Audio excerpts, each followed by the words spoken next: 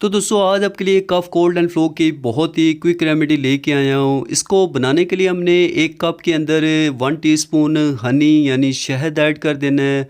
उसके अलावा हम इसके अंदर हाफ लेमन स्क्वीज़ कर देंगे।